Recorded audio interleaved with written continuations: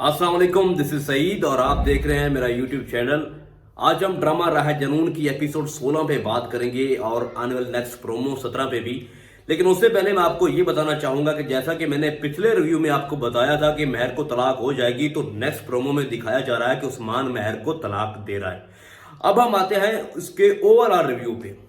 राह जनून में जो हमने एपिसोड 16 में देखा कि जिस तरह अलैना और शबरेज की मां ने मिलके प्लान बनाया और जिस तरह अलैना की बर्थडे पार्टी पे अलैना ने उनको जो नशे की चीज मिला के पिलाई और फिर उसको अपने बेडरूम तक लेके आई, और जिस तरह का नाटक खेला गया कि जैसे शबरेज ने उसकी इज्जत लूट ली हो, और जिस तरह वो बाद में माँ की गोद में सर रख के रो रही थी और कह रही थी कि मेरी इज्जत इसने लूट ली है, अब मेरे पास और कोई चारा नहीं है, ये मुझसे लाजमी शादी करे। और जिस तरह से उसका बाप, शबरेज का बाप, जिस तरह से वो जंप लगा के कहता था कि अब क्या होगा, ये शबरेज तुमने क्या कर दिया, वो जिस तरह लाइक बहुत अच्छी एक्टिंग कर रहे हैं ओवरऑल उस ड्रामे में। तो जिस तरह से वो एक पूरा प्रेशराइज कर दिया उन्होंने शबरेज को, और अब वो इस प्लानिंग को इस्तेमाल करके शबरेज की शादी अलैना से करवाना चाहते हैं, और वो इस प्लान में काफी हद तक कामयाब होते दिखाई दे रहे हैं। लेकिन मैं हैरान हूं कि पाकिस्तानी ड्रामों में मां के किरदारों को ऐसे दिखाया जा रहा है जैसे अब खुमार को ले लें तो खुमार में फैज की मां कैसा किरदार अदा कर रही है,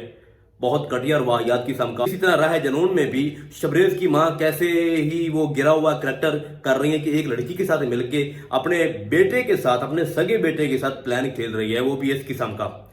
तो ऊपर से फिर शबरेज जब आता है तो वो कहता है क्यों आप रो क्यों रहे हो, चीख क्यों रहे हो, तो सब कहते हैं ये तो तुम्हें बताना चाहिए था कि ये सब क्यों हुआ है। तो वो कहता है भाई मैं तो नशे में था, मुझे तो कुछ आइडिया नहीं था ये क्या हो गया। और वो इस मामले की बेस पे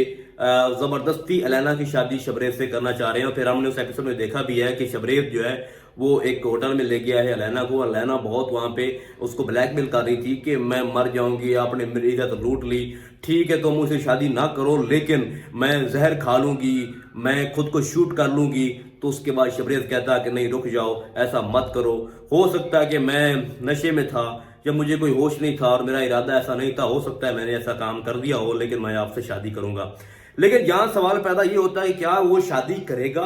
या अगर करेगा तो किस बुनियाद पे करेगा।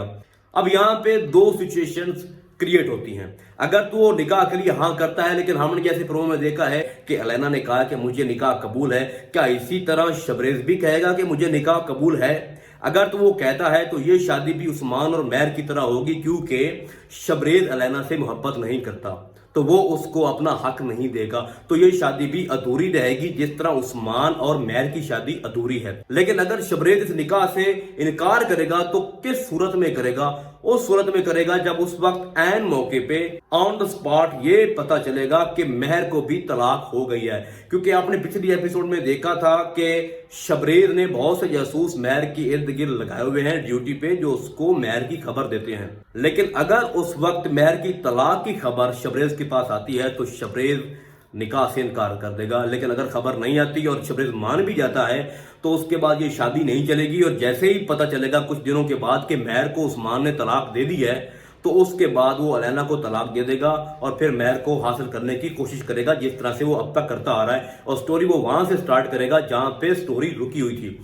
अब महर को तलाक कैसे होगी? जैसा कि मैंने आपको पिछले रिव्यू में बताया था कि महर का जो हस्बैंड है वो उसकी छोटी बहन से मोहब्बत करता है, और उसकी छोटी बहन महर से बहुत जेलस है शुरू से ही। और हमने लास्ट एपिसोड 16 में ये देखा था कि महर की छोटी बहन उस्मान को फोन करके कह रही है कि तुम मेरी बहन महर को तलाक दो, वगरना मैं अब किसी और से शादी कर लूंगी, और इस बार मैं इनकार नहीं करूंगी, जो भी मुझे पसंद आया मैं उससे शादी कर लूंगी।